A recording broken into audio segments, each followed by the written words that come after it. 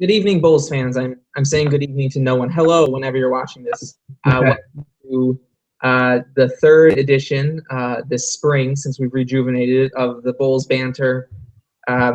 We once called it the Olympic Sports Roundup. We may do that again in the height of football and basketball season. I'm Matt Gritzmacher from Bull Run. I'm joined by John McWhinney. We're the two guys who make sure to cover all the sports at UB in addition to football and basketball. And so we've this year decided that we also do Sunday video roundups of the whole rest of athletics. And hopefully videos are something that we'll use more and more of as the site grows here. During the spring, when basketball and football aren't around and they're not getting the overwhelming amount of attention they do in season, we'll also talk about them here. So we'll hit on that a bit. But here we are right now. We brought it back. We lost it for a bit in the winter. Big day. We'll just get right into it. Men's tennis won the MAC championship yesterday. It was great. The only way to follow it was on Twitter, but it's a pretty thrilling way to do it when you don't have any other way. You can make excitement out of however you want, I guess. I'll try not to talk for 10 minutes to start. John, do you want to start? Anything you want to say about the tennis team? I don't know how much you were studying this weekend or what. Well, if you people who watch this remember last week, I had mentioned something about Shannon Evans and Lamonte Bearden still being flight risks. And obviously, I jinxed that. So when Matt put up the post that the team was getting into was in the MAC finals, I posted the Ron Paul "It's Happening" GIF, and Matt said that I may have already jinxed it. And when I was in the library Saturday following it on Twitter, UB had gotten down 2-0. And at that point, I was like, well, I'm never going to hear the end of this. And, I kind of stopped following it for a little while. Then, I pick up my phone about, hour and a half later, and I was like, oh, well, how about that? Men's tennis won. I'd argue it's probably in the top 3 comeback, for any UB sport, probably one of the best comebacks of all time. Yeah. Great. Our third Mid-American Conference championship in this school year, effectively doubling the total number of championships that the school has had. Just awesome all around. What were your initial thoughts, Matt? Well, I'm pretty excited to hear that you just didn't follow it for an hour and a half. First things first, I would say thank goodness we beat Binghamton, and I'm glad to beat Binghamton, but I'm not glad to beat Binghamton. I'm upset that Binghamton even made the tournament. I understand why they came to the MAC in tennis. They were so good. For background, Binghamton is in the MAC now for men's tennis. That sucks. They came to the MAC because they dominated America East tennis so thoroughly that the rest of America East just decided to shut down tennis. Which I at least have to respect Binghamton for that. They joined the MAC because Chicago State didn't want to have tennis anymore, and the MAC needed 6 teams to get an auto qualifier into the NCAA tournament. We benefit from that now, so that's pretty swell.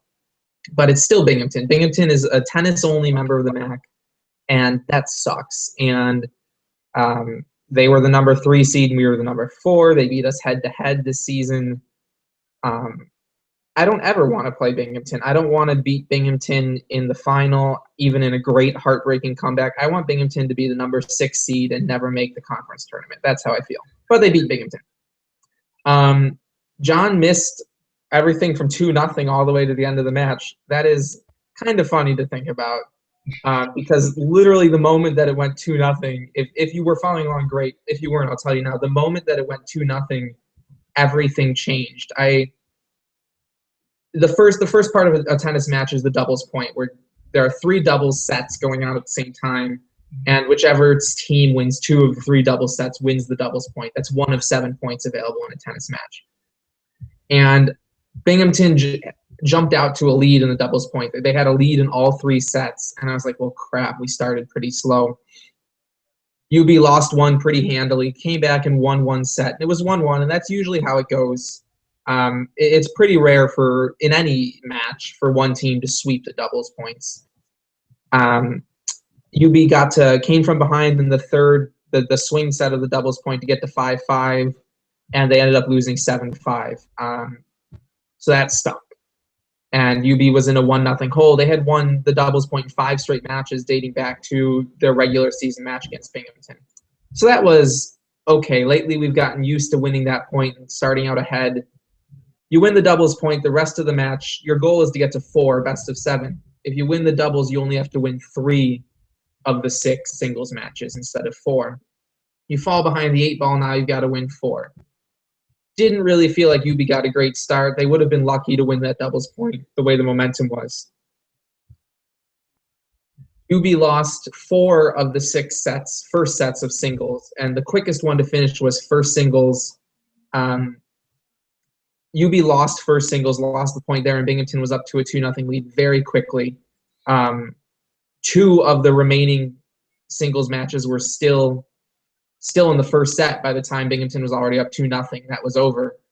And so Binghamton's up 2-0. UB needs to win 4 of the remaining 5 matches to win the championship. And they lost 2 of those 5, or they only won 2 of those 5 first sets. So they had to win 5. They had to win 4. They had to come from behind in 2 of them, minimum, to win. And from that moment, just everything turned. The next tweet that we got from Northern Illinois was hosting it, so Northern Illinois was tweeting out the updates. The next tweet we got was that UB was winning or tied in all of their second sets. UB closed out the two matches where they won the first set. They closed out in straight sets and were tied 2-2, and that was great. That made it a best out of 3 match of the 3 remaining matches.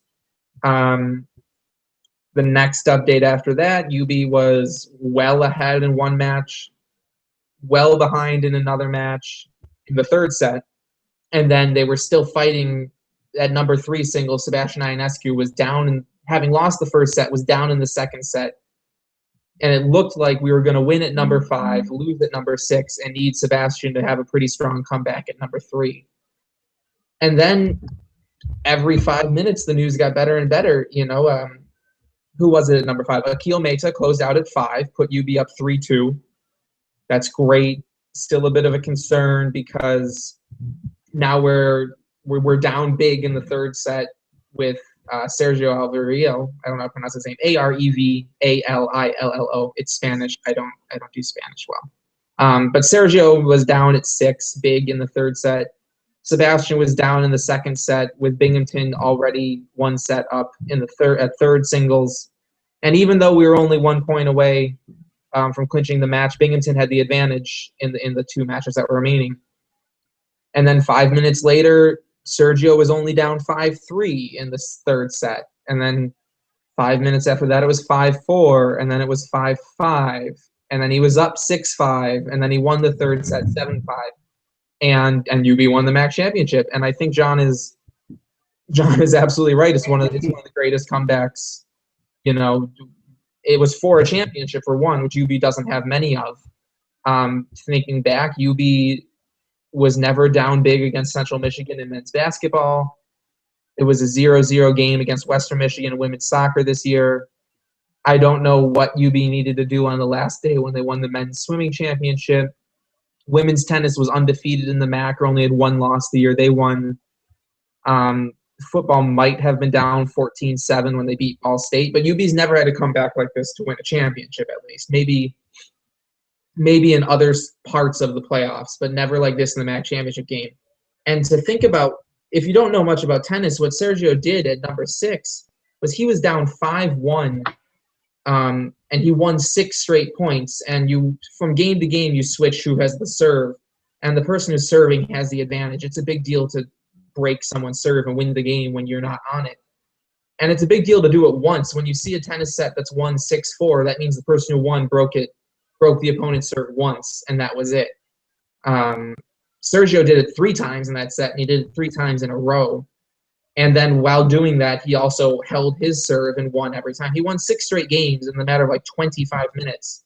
I mean, all of us were only following on Twitter, but just from the moment UB went down 2-0, every 10 minutes, the next tweet was more and more positive. You know, Pablo Alvarez won at number 2, and then Amar Hromic won at 4, and now we were on a best of 3, and then Akil Meta won at 5, and then Sergio's no longer down 5-1, he's down 5-3, and then, like I said, 5 minutes later it's 5-4, and then it's 5-5, and I think at 5-5 I sent out a tweet that just said Sergio, and then at 7-5 I was like, holy crap, we won, and we won with this. I've been talking for a while now, John, I apologize, but when it became a best of 3, when UB tied the match at 2-2, I said, okay, we're going to win at 5, we're going to lose at 6, and we need a pretty good run of luck at number 3. And we won at 5, and we won at 6, and we didn't even need 3. It was just you couldn't draw up a better way to win it, you know, in terms of a storyline. Would be great to sweep them in 4-0 and abandon, you know, 3 sets and not even let them in. But in terms of a storyline and some thrills, like I'll be honest, I had dialed up YouTube videos of John McEnroe throwing hissy fits, you know, at the refs just to throw it out there. Not that there was anything wrong with the match, but just I thought it was a lost cause. I'll be honest. I walked into a bookstore that doesn't let you use your cell phone because I thought it was over. And then I like stepped behind a stack where I was out of sight and checked my cell phone and they were coming back. And I was like, well, now I have to buy a book quickly and get out of this bookstore. So I can get on the phone. But it was great. John, I should let you talk. I have more to say about men's tennis, but you should have something to say so that I can slow down. Yeah, it's funny because I was in sort of a similar situation that you were. I was in the library, you know, doing work and whatever, and once it hit 2-0, then I just kind of put my phone down, just set off to the side, just concentrated on my work for a while. And then I went back and looked, and once I saw they had won, it was just my Twitter feed, it was just blowing up with people, you know, congratulating the men's tennis team. I'm like, holy crap. I feel like karma was on my side there after having a not so great week of jinxing damn near everything I could have jinxed. And you know, I feel great for Coach Nickel too, because this is the 4th time in his 6 years here that he's made it to the championship round. And it's the first time he's actually won the championship. So it's kind of one of those, you know, sigh of relief, you know, we got this done. Now we can keep doing it. And really, when you look at it, Coach Nichols, I'd say one of the most successful current coaches that UB has. I mean, four conference championship appearances in 6 seasons. That's, well, in terms of UB sports, that's relatively unheard of. And I guess looking at the bigger picture, with this being the 3rd MAC title this year, what does that mean overall for the department? What do you think does this signal something? Does this say, you know, we're heading in the right direction? What do you think? You know, I think it's pretty easy just to say, yeah, we're heading in the right direction. That's the end of that. But it's significant because if you think back, a year ago, we were going nuts.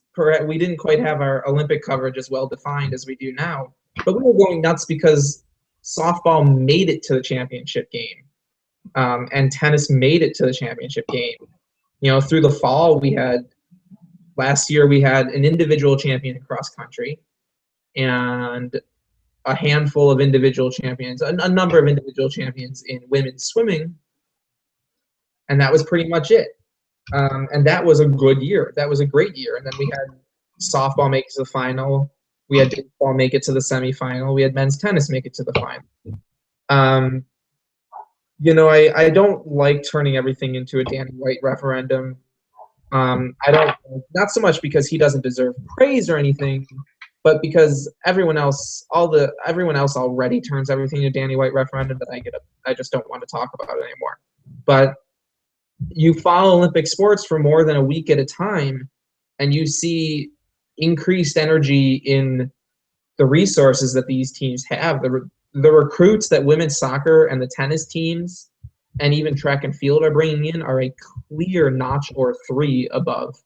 And now we're winning. And it's not like men's tennis is really the only program that had been knocking on the door for a long time, and you could say they're due. Softball made it last year, and it came out of absolutely nowhere. And I was like, well, crap, like we should have fired Jen Teague a long time ago. And women's soccer really put it all together. I was like, we should have fired Mike Thomas a long time ago. And even, women's basketball, was Linda Hill McDonald that bad? No. Did Felicia Legette Jack set the world on fire? Not quite. But she's done things every year that has been an improvement. And even volleyball, should we celebrate the fact they got to 8th in the MAC and made the MAC tournament? Probably not, but it was an all-time high for the program in 15 years. And that didn't happen just because, Danny White's hit the coin flip on the coaching staffs well over and over again. It's happening because there's more resources being pumped into the department as a whole. I don't know if we'll win 3-team MAC championships again next year, but I feel pretty good that we're going to win at least 2, or maybe not 2. I'll put the over-under at 1.5. I don't know if it'll be 1. I don't know if it'll be 2, but it won't be 0. It won't be 0 next year. And just like it feels for basketball, where we won a MAC championship and now everything feels different, it feels that way at the whole department. When women's soccer won the MAC championship, I really covered women's soccer hard, and so I had built up a degree of buzz among our regular readers. But just being able to put the words on the site, MAC champions, was like, that's not something we do very often. We had actually never in the history of Bull Run been able to write MAC champions because Tim founded the site after the football championship, and he wasn't covering men's swimming before that, or at that time, and they won in 2009 in the same season. Actually, they won that same year. So it was the first MAC championship as a team sport the site's ever had, and that alone was a big deal. It was like, wow, we can win in the MAC in all sports now, and we can. I think it means more for the fan base and for how we look at the school, even among the diehards, how we talk about the athletics department, and it does for the actual athletics department. I think for them, it's nothing more than what you would expect and the expected payoff of the increased work and the increased resources. For us, even for me and you and folks who have been following everything for a while, I think it's more significant. We should expect MAC championships. If we shouldn't, then we're in the wrong place if we don't expect to win. I think it's great. I think next year is going to feel very different, just because we'll go into the fall and women's soccer is going to be a defending MAC champion. We'll go into the winter and men's basketball will be a defending MAC champion. We'll go into the spring and men's tennis will be a defending MAC champion, and we've got defending MAC champions in women's swimming. I don't know if anybody won a championship in men's swimming, but we'll have defending MAC champions in track, indoor and outdoor. Like we've got a lot to be excited about next year. That we're selling less on hope. From now on, we're dealing less with hope, and we're dealing a lot more in confidence. I think I'll put it, and that's really valuable. And I think that's something, winning begets winning, and it's gonna keep happening. I don't think everybody's gonna turn into a dominant power that goes untouched for 15 years without ever losing to anybody.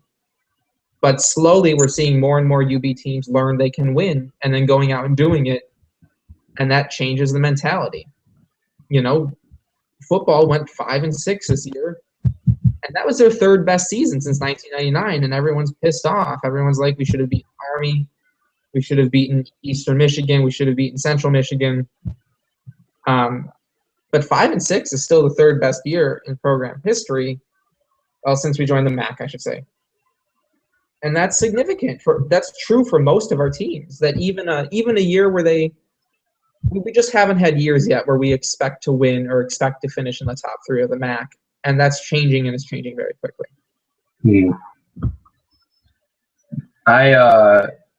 One thing that I do like about the Olympic sports teams, especially women's soccer and men's tennis, once those teams start, winning championships, then more people get interested in those teams. And I've noticed, the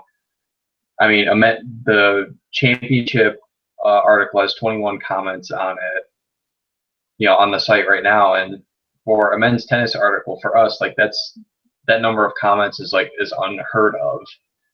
You're lucky, if we get like 1 or 2 comments on it, because quite frankly, not a lot of our regular readers and commenters follow men's tennis all that much. But if, this championship means that even if we get 1 or 2 more people interested in the sport, and the same thing goes, with women's soccer or swimming and diving, track and field, that they get interested because of some of the individual performances.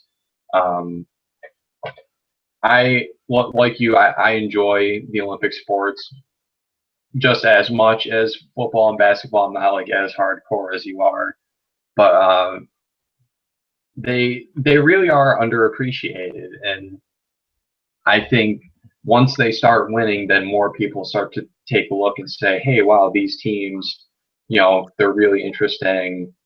And I can speak from my own personal experience. Before this season, this fall, I wasn't really that big into soccer, and the women's soccer team really got me interested in soccer.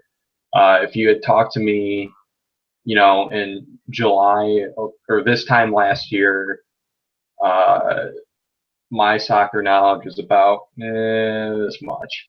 And, it was just a sport I never really watched. I never, had a real liking for it. But then, I saw the women's soccer team started winning, and so I started going to the games. I found I really enjoyed it. And I plan on this fall going to as many games as I can, both for men's and women's soccer. There's nothing but good can come from these teams winning. Obviously, all winning is great and all, but growing the fan bases of these tertiary teams like men's tennis, women's soccer, track and field, it'll be huge for them. Once we give, I've seen college highlights of some soccer games, and they have stadiums that are full. And if we could get as many people to, a men's or women's soccer game, or, like half as many people to a men's or women's soccer game that we get to, like, say, a football game, then that'll, in my mind, that's a major success. That if we're getting people interested and if we're getting people out to the events, then that's how this department will succeed. Because really, it all lies with your fans and the people being interested in it. Yeah,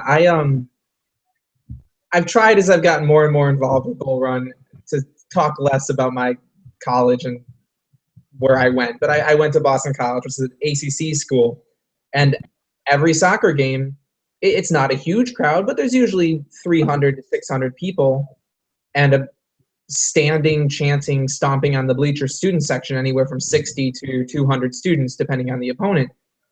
And that's really cool. And most people at BC would say they don't care about soccer, but it only takes 50 people to make a huge difference. And, the regular season game against Miami that clinched the MAC #1 seed for women's soccer had 400 people, probably half of whom were students. And then the 2 playoff games, there were 3 playoff games, but the final 2 easily had over 500 people. And men's tennis on senior day, was it senior day or was it the day before? It was their second to last game, the one against Ball State that gave them the tiebreaker. That's the other thing, is men's tennis was the #4 seed. They got it in a tiebreaker. that was perhaps they should have been better, but they still made it in barely and then rallied at the end and played their best tennis in the last two matches.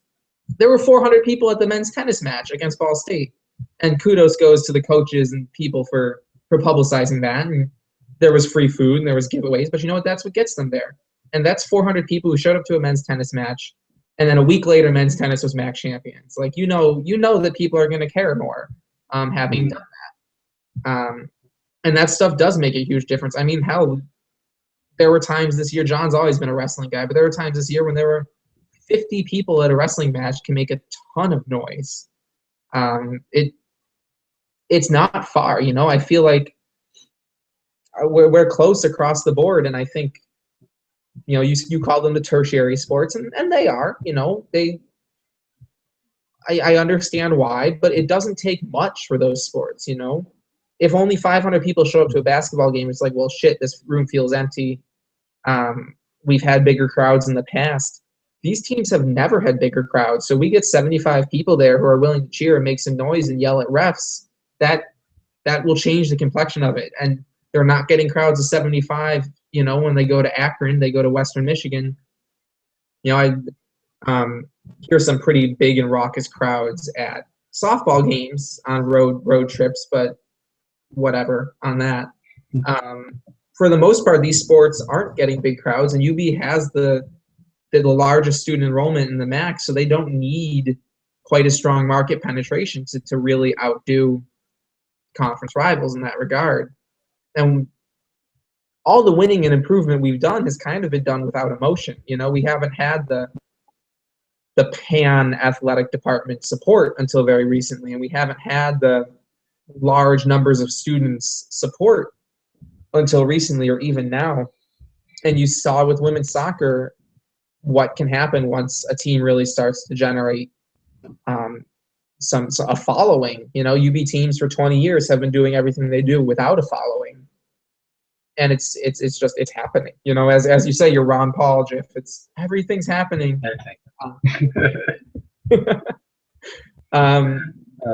We should move on so that we hit all the other sports. But yeah, life is good. Right. Life is good. Speaking of life being good, track and field competed at the Penn relays this past weekend. And I didn't know too much about them before this weekend, but they're kind of a big deal. They are internationally known. Yeah, so much like I think it's analogous to the Southern Scuffle in wrestling, as it's one of the best in-season competitions that you'll get outside of the NCAA, you know, the NCAA championships. John Jones finished second. I know women's DMR smashed, completely obliterated a school record. It wasn't actually the DMR. The DMR missed the school record by less than half a second, which over a 2.5 mile race really sucks. It was the 4x15. It's technically not a 4x mile because there are still the governing bodies of track and field still don't think that women can do the same events as men, but whatever. It was the 4x1500, which is an even longer race. And I don't think that the team gets to run that event very often, but they broke the record by like 45 seconds, which is pretty awesome. I'll let you keep going, John. I know Ryan Billion he hit a MAC automatic qualifying in the 100-meter dash. Let's see the time, 10.5 seconds. He was third out of 18. He was fifth in the long jump with 7.33 meter jump, and he was in the finals. I believe he was runner-up or third in another event. Billion was? Oh wait, no, maybe it was just the 100-meter. Yeah, it was just the 100. He ran the heats and then he qualified for the finals of the 100 meters. Billion was an All-American last year, a second-team All-American in the long jump. and then he didn't compete this winter. He took a red shirt for a reason. I don't know if it was injury or for eligibility reasons to even something out. Mm-hmm. But he was an All-American last year in the long jump, and he hadn't competed in long jump until last week.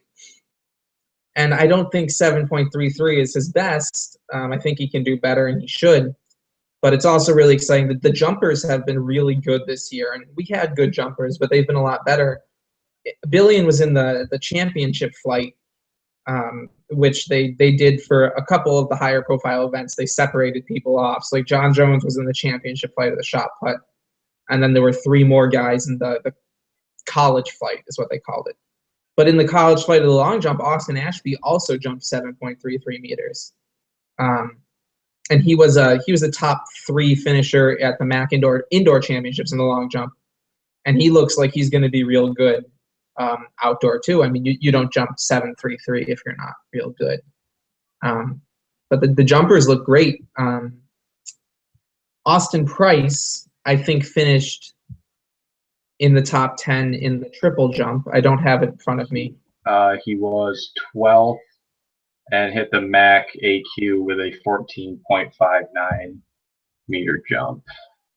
Yeah, I don't know as well kind of what's a good jump and what's not. But if you hit the MAC auto qualifier, there will probably be fewer than 10 folks who hit the MAC auto qualifier in the triple jump. So that's swell. Underrated people I want to talk about at track and field. Two underrated names that people just don't know enough about. I'm going to say she's underrated. I'm not entirely not sure how to pronounce her name, but Regine Lazard. She runs the 400-meter hurdles for the women's side, and she didn't have a great like eye-popping performance, but she's not getting enough pub. She's pretty good. She's not setting school records like some other folks are doing every week. But in terms of a team that I really thought on both sides was going to suffer from depth this year, they've got someone in Regine Lazard who's probably going to finish in the top 5 at the MAC championships in the 400-meter hurdles. And she's kind of someone who I didn't really include in the season preview, didn't really think of much. There were plenty of other names who were higher profile, both men's and women's, across all events. And she's someone who we should really look out for. And another one who didn't have such a great Penn Relays weekend, but on the women's side again, and again in the jumps, as I talk about the jumps being better, is Tyra Forbes. Don't know what year she is. I think she's a sophomore. She is a sophomore. Okay. Yep, John got there quicker. Tyra Forbes in the long jump, and I think she also does the triple jump, she's been great this year. She hasn't been world beating again, but she's been strong enough that she adds quality depth and she's not going to be elite in the MAC, but she's going to be very, very good this year. And I'm pretty sure she's part of UB's sprint relays as well. And she's just someone that people don't talk about enough, that doesn't really, people breaking the distance and mid-distance teams are breaking school records. Mike Morgan goes out and lifts his pinky finger and breaks a school record. John Jones, trains and doesn't really do much for 8 weeks and then competes in elite competitions and breaks school records. There are other folks who are not breaking school records who are performing very well, and that's the type of stuff that turns this team into a MAC contender, which I don't think they'll be this year. But it's not just having 3 or 4 elite folks who we can look at all the time.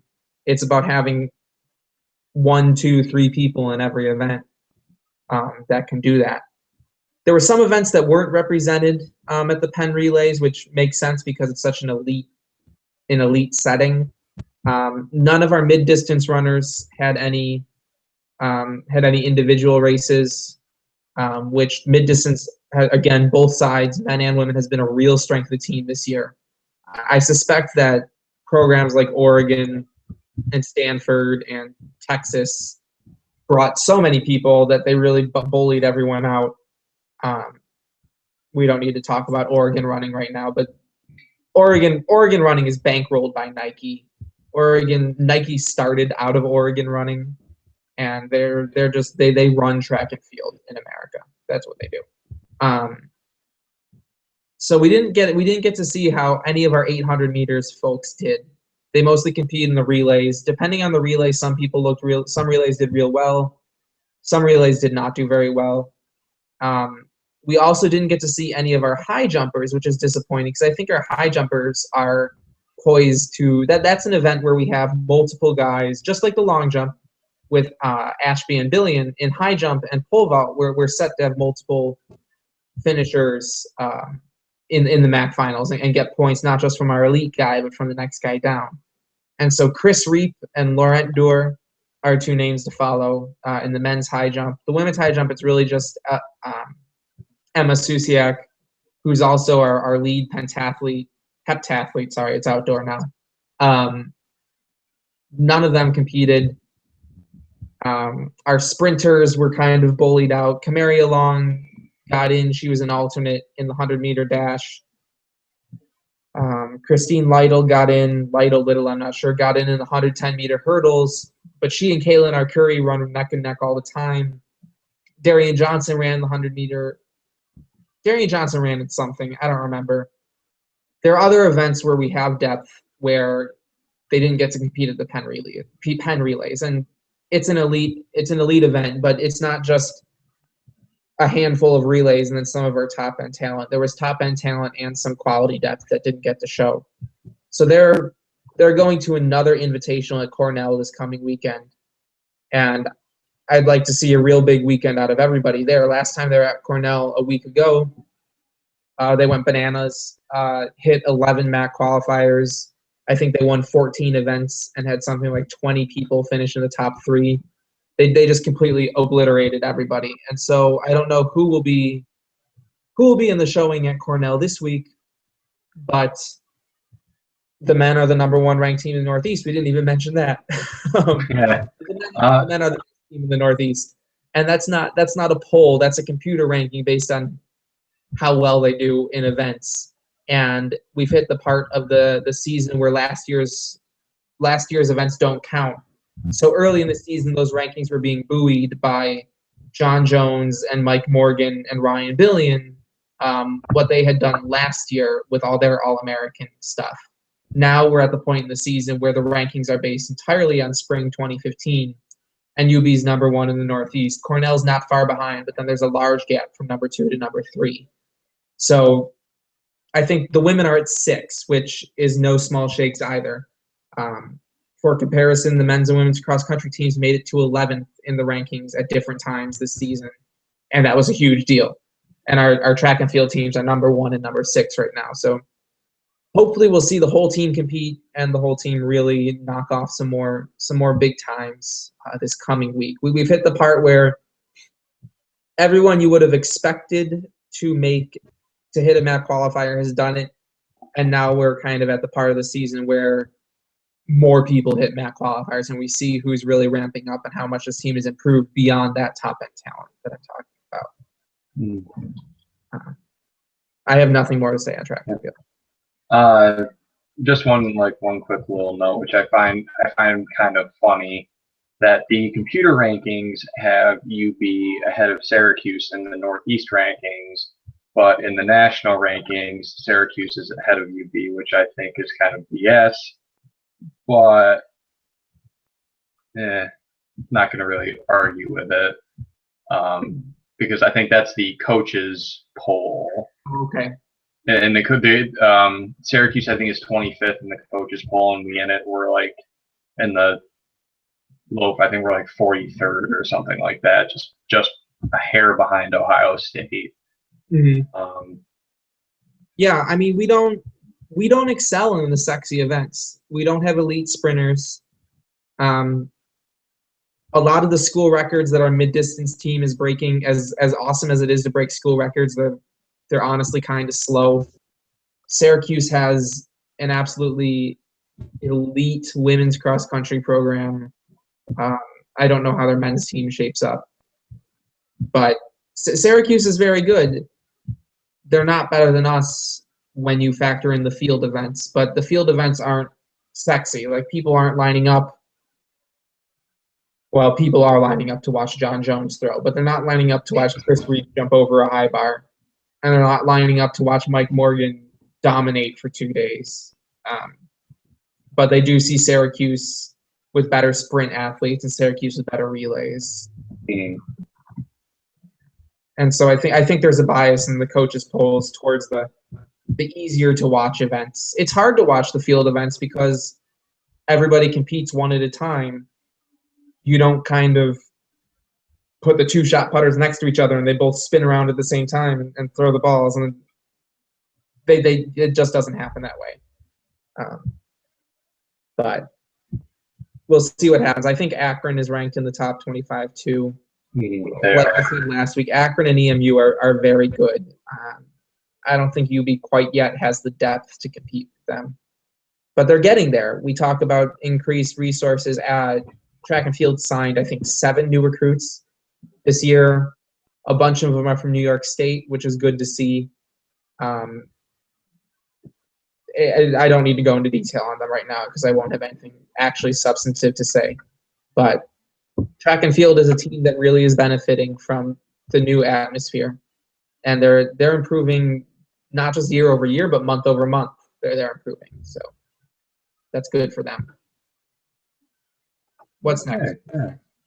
Well, we can do either. You want to talk about diamond sports, or we could talk about the news out of the basketball world. I'm leaving that up to you. Let's talk about diamond sports. I don't really want to talk about basketball. We should mention it just because it happened. All right, yeah, we'll start with softball. They split a series with Bowling Green. First game they won 3-1. The second game they lost 1-0. And as of late, it's been quite a turnaround for the softball team. Pitching has gotten much better. Defense has gotten a lot better, and it's showing. Earlier in the season, it would get to the point where a game would be 1-0 heading into the 6th or 7th inning, and then the other team would just explode for an exorbitant amount of runs, and that would be that, and that was their death knell throughout a good majority of the season so far. But as of the past couple of weeks, it's gotten quite a bit better, and they're showing signs of life.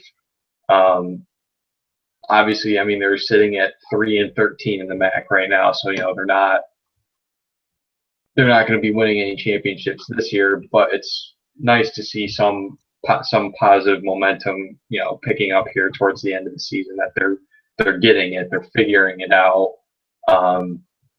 And really, the good news is, outside of obviously Alexis Curtis is a senior, but most of the talent is coming back. Alexis Curtis is a senior, right? I'm checking it now because I think she's a junior, and she's not getting drafted by any Major League Baseball team. I'm pretty sure we have Alexis Curtis for another year. She's listed as a senior. Well, that's a bummer. That really sucks. Yeah, softball, it's definitely a too little too late type situation. There's going to be no miracle run from softball. That's not going to happen. But softball, let me just throw some numbers out here. Softball started the season on February 6th. They got to 7 wins on March 18th. And those 7 wins were scores of 11-8, 6-1, 10-7, 14-13, 2-1, 5-1, and then 10-7. They either only won when they found a team that couldn't hit, or when they found a team that played defense as poorly as they did, and then out-hit them. And then it took them another month after that to get their 8th win. In the last 7 games, they haven't given up more than 5 runs. And they've had doubleheaders, 5 doubleheaders in their last 12 days. And that first doubleheader against Canisius, they lost the first game 10-3, and they turned around and got a great pitching performance from Bobby Langlois and won 4-1. The next doubleheader was against Eastern Michigan. They lost 15-7, which is still not great, but they scored 7.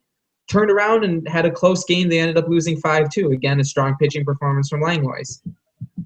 Last Saturday against Central Michigan, they were up and they ended up losing 5-3. They turned around and played better and won 4-2 in the second. Friday, they had a doubleheader against Toledo. They won 2-1, and then they had a 3-1 lead. They won 2-1. They probably lucky to hold on to the lead in the seventh inning. The second game, they were up 3-1 in the seventh inning, and then were unlucky to lose the lead and lost in extra innings. Today, they lost 1-0, and then they won 3-1. And basically, the difference simply has been, I've been harping on this all year, and I feel like I'm surprised no one's called me out for not coming up with more to say about softball. But this team didn't get to practice outside until 2/3, 3/4 of the way through their schedule, unless they were traveling. And they were at one of the tournaments across the country. They didn't get to practice outside. And then they got a week of practicing outside, and their field was flooded for 10 days, which is a whole different story. Now they've got to practice outside. Now the defense is showing up, and the pitchers are getting less rattled because the defense isn't giving runs away. And on top of that, Charlotte Miller took a big jump in improvement about 10 games ago, and started to look like, okay, maybe freshman Charlotte Miller from Western New York, Niagara Wheatfield, is going to be a great pitcher. Oh, maybe she was Ken West. I don't remember now. But then, Charlotte Miller was pitching, and sometimes she did well, sometimes she didn't. And in the last 2 weeks, Bobby Langlois has become an ace. She pitched both games against Toledo. Short of one, she was 1 out away, one hit batsman away. That was really a foul ball, but Trina Peel is too classy to make too much of a stink of it. She pitched 13 2/3 innings and was set to get 2 wins. And then somebody hit a triple off her and tied the game or whatever. And then today she got a tough 1-0 loss. And then Miller came in. Miller is from Kenmore West, not Niagara Wheatfield. Miller came in the second game today and shut them down, and they won 3-1. I'd rather have close losses. I'd rather have a 1-0 loss than a 10-9 win right now at this point in the season with what this team has been through. And like I said, it's too little too late. There's no miracle run. But they're clearly improving. They've only been able to play 2 games at home out of 43. It would be nice to see some more offense right now, but it happens. It's nice to see the pitching and defense get better. And I think there's a lot to be excited for next year. I'm really upset that Curtis is a senior. I really thought she was a junior. Carly Neves is a senior. She's a starter. She'll be a big loss. And otherwise, the other seniors they're good, but they're not. This is not the senior class we lost last year by any means. This is not Tori Speckman and Sammy Gallardo and Holly Luciano. Between those three, they left UB with, I think, somewhere between 35 and 40 school records between the three of them across power hitting, stolen bases, home runs, pitching. Where we're not losing that kind of senior class. And some of the recruits we're bringing in, we learned the name Lace Smith because she's probably going to step in and be the ace pitcher next year. As a junior in high school, she was Florida Player of the Year in the largest classification in Florida. Same story with Allie Power out of Colorado. She's also a pitcher, but I don't think she'll be used as a pitcher here. She was Colorado's Gatorade Player of the Year as a senior. So the recruits coming in are good. We've got a lot of underclassmen who are getting playing time now. And the senior class we're losing, there's some real good players there. I mean, Alexis Curtis is going to leave UB with a half dozen school records. And Carly Neves was a starter. Kelsey Johnson, Hannah Buther have come up big this season. But it's not the same loss as last year. And this is good. This team's set up to grow forward. I don't think the season was a huge surprise. I thought if I had known the pitching was this inexperienced when the season started, I probably would have predicted something like this. I predicted something better, but I didn't really look at the pitching as much. We also, it's worth knowing we had a pitcher in Devin Rodriguez. She was the number 2 last year, and her career ended. I think she had a shoulder injury or something. She's been like a student coach assistant or something this season. She was set to be our main pitcher this year once Speckman graduated. So that was really just an uncontrollable situation there. But Langlois and Miller have gotten better this year, and there are reinforcements coming there. And there's a handful more games, but we're seeing improvement, which I think is better than the alternative, at least. Mm-hmm. That's what I have to say. I don't know if you've got more, John. Not really. I'm unsure. How does the MAC tournament work for softball? Is it a certain number of teams, or do all the teams get in? I think it's a 12-team tournament with double elimination, your traditional baseball, softball bracket style, but it might only be the top 8. I know baseball is only the top 8 because it was a big deal 5 years ago when baseball made it for the first time. Why don't you start talking about baseball, and I'll look up the MAC tournament. All right. Because we've probably only got 10 minutes left in our hour. We started late, but baseball's our last sport, so we're okay, but we've also only got 10 minutes left here.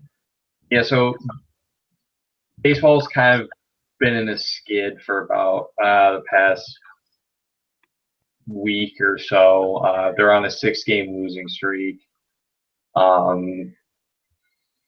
Defense and pitching have been, as softball has started to turn it around on that end, baseball has really started to slip. They've, in their 6-game losing streak, they've given up an average of 8 runs a game. And they've only scored a total of 11 runs. So really things just aren't looking too great. Although at least one positive for me is looking at their last game against Western Michigan. Mike McGee only gave up 1 run through, I think, 4 2/3 innings pitched. Then Western Michigan got to the reliever in the 8th inning, and then it just kind of snowballed from there, and they scored 7 runs. So, I mean, you can look at it in a positive light that yes, they hung around for that long and it was a close game, but I mean, we didn't produce any runs, and the offense didn't really do the pitchers any favors there. And record-wise, they're sitting 5-13 in the MAC and 11-25 overall, and things are looking kind of more bleak now than they were earlier in the season. I mean, we knew baseball wasn't going to come out and light things up. It just seems they haven't gotten too much traction to really put together any sustained success. They haven't won, I think, more than 2 games in a row at all this season. And this current 6-game losing streak is tied for their longest losing streak this season. So they've been quite streaky, which has really, really hurt them. Yeah, I think you've hit the nail on the head. One thing it is indeed an 8-team tournament for softball as well. So UB softball probably has 4 games left in the season, all home games, and that's probably the end of it for them. I think you've hit the nail right on the head with baseball. They just haven't found any consistency. Their games are all over the place. Their last win was a great 11-7 win over Central Michigan, where the offense really showed up, and the win before that was 9-8 against Miami, or against Bonaventure, and then the one before that 6-0 against Miami, where the offense shows up, and the offense doesn't always show up, and the pitchers sometimes get shelled, but they generally do well, but they sometimes get shelled. And I think, I don't think any of this is a terrible surprise. I think we knew this was going to be a tougher year. We knew they were going to be below 500. I predicted at the beginning of the season they'd hit 20 wins again, and it was like that. Even that's a stretch, and I think they'll play close to 50 games. So I was expecting like a 400 winning percentage. I predicted that, and even that was an acknowledged stretch. At this point, they have 12. They have 14 games left, and they're at 11-25. So they're probably not going to get to 20 wins. I think consistency is the name of the game. the pitching staff was experienced. McGovney, McGee, and I guess Brent Cleveland. That's not the order. They do Cleveland, McGee, McGovney as the order of the weekend rotation. They were all experienced, and Mike Kalen in the back in the closer's role was experienced. But they'll have a good game, and these 3 games against Western Michigan this weekend, they lost 4-2, 7-1, and 8-0, and it's kind of like it's not like there's one type of game where if they prevent the big inning, they win. It's not like they lose their composure for an inning at a time. They give up one big inning early. They give up one big inning late. They give up runs in multiple innings. The offense shows up. The offense doesn't. That's not a bad thing. It's not like teams can't win that way. It's not like you have to find your strength and sacrifice other things. But it's just been an inconsistent season. And it's not wildly unexpected. They're a team in transition just like softball. If I keep talking, I'll just repeat what you said. They haven't really been able to get into a rhythm. They haven't been able to really find what works for them. I don't think they've even won 2 in a row. Oh, they won 2 in a row there. Okay. Well, they won 2 in a row when they've been able to play Canisius and St. Bonaventure. Is really when they won 2 in a row. And Canisius is probably a better team than them, which is really disappointing. I don't know. They've seen some good. A lot of the best performances have been from people who are still around. Micah Brunzo and Bobby Shepard will be around next year. Charlie Soboraski is a hopefully Nick Sine, fingers crossed with that. Yeah, I don't know Nick Sine. He's probably not a real professional baseball material. He could go and get into a system, but he doesn't do enough of the traditional things well, I think, to produce even at like a AAA level. I think he could go and play minor league ball for 5 years and be successful at the lower levels.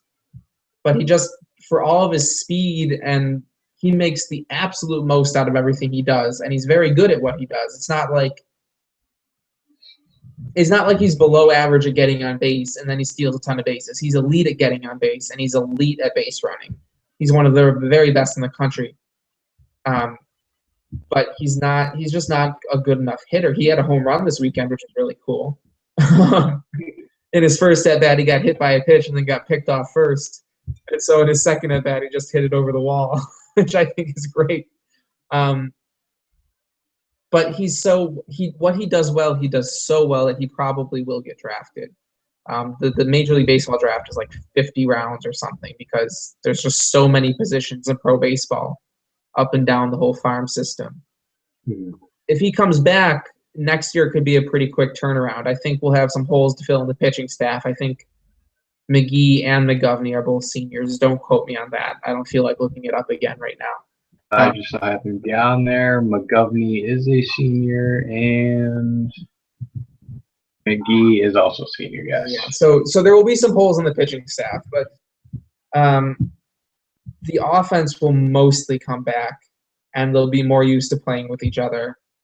The defense wasn't as awful as softball at the beginning of the year, but they haven't really improved as softball has, and now at the end of the year, the defense is a concern. And just as many guys coming back as possible will help with that cohesiveness there. I think Ron Torgalski has earned the benefit of the doubt for a tough season here or there. He hasn't yet gotten to the level of competing for MAC championships that is the established benchmark that Danny White wants. But the last 5 years have been, bar none, the best in UB baseball history. So a small step back is not the end of the world. I think baseball is a sport where facilities plays as big a role as possible. I think indoor track, you need facilities. Football, you need facilities. I think baseball and softball are the next ones. Those are the next ones on the list that you need you need something somewhere. You can put a tennis court down. You can take up half a gym for a tennis court. You won't have a tennis program. You can't really do that. And Buffalo's facilities for baseball and softball are god awful. You know that, John. I think whoever's watching this and is taking the time out of their night. We have one viewer right now. Thank you. If you're watching this in the future, well, it's the future for me. It's the present for you. But thank you. But if you're taking the time, you know that our facilities for the Diamond Sports are terrible. If we want to compete in them beyond what Williamsburg Galaxy has done, we need better. And I hope that the people who have kind of the power recognize that.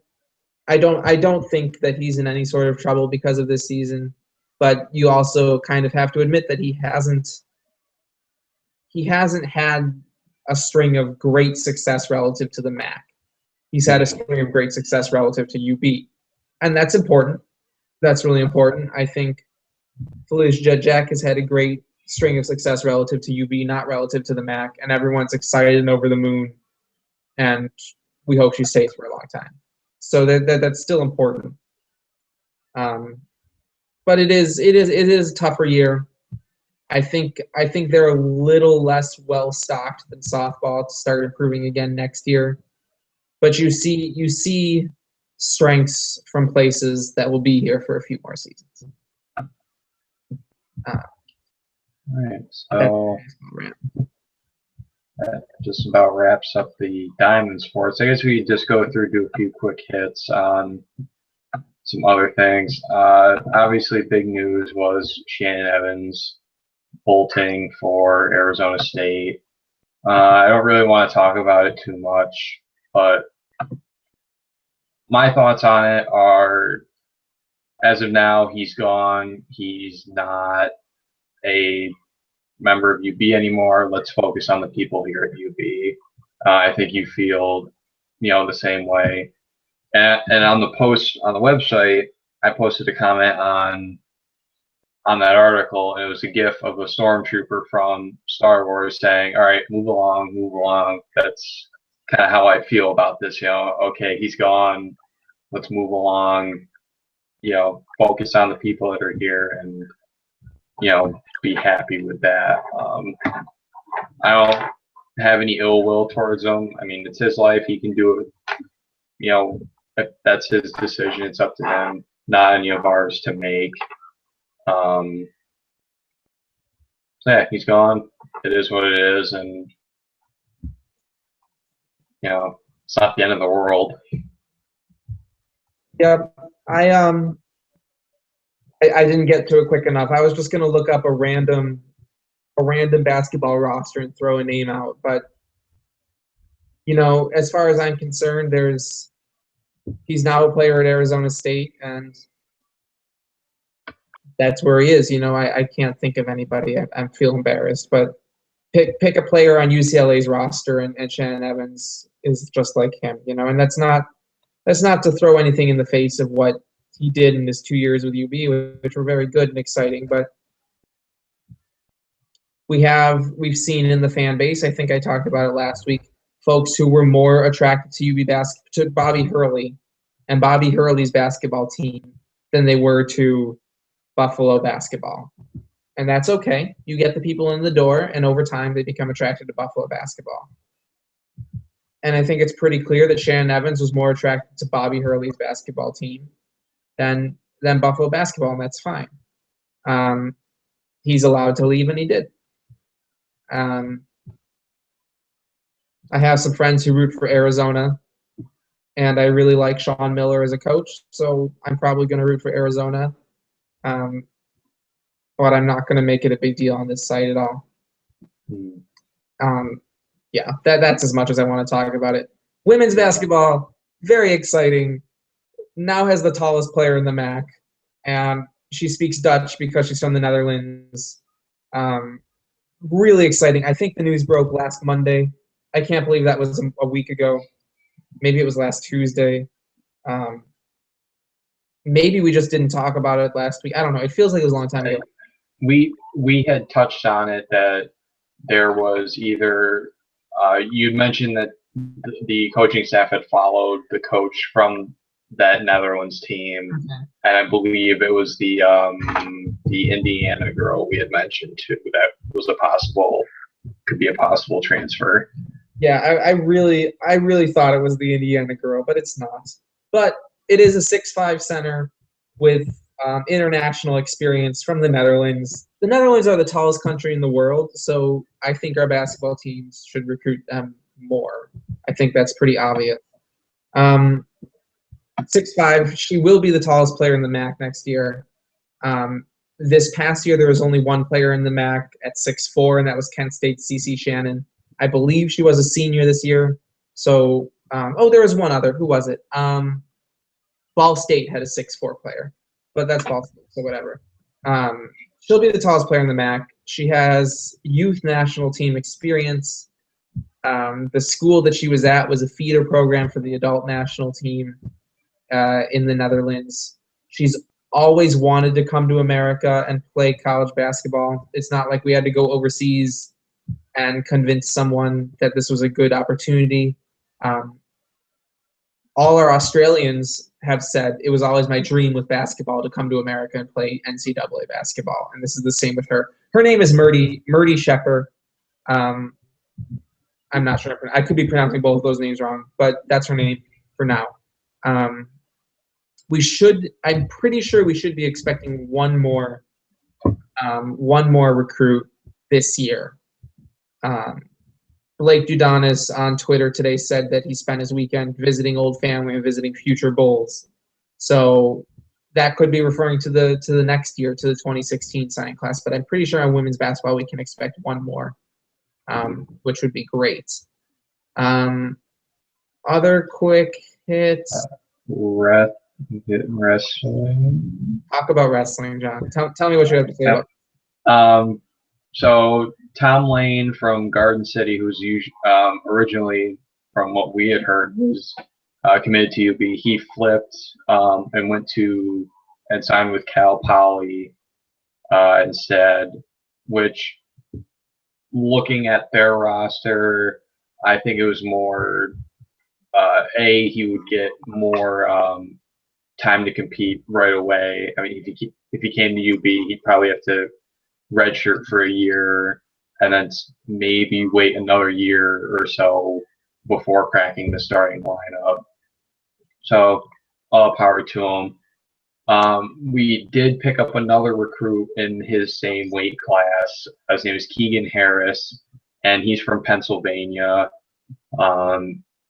And for those who don't really follow wrestling that much, Pennsylvania is to wrestling what Texas is to football. You want recruits from Pennsylvania. It's ridiculous how into wrestling Pennsylvanians are.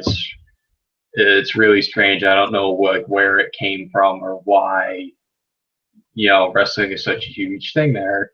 But he's from Allegheny County, which is traditionally one of the tougher areas of Pennsylvania as far as wrestling goes.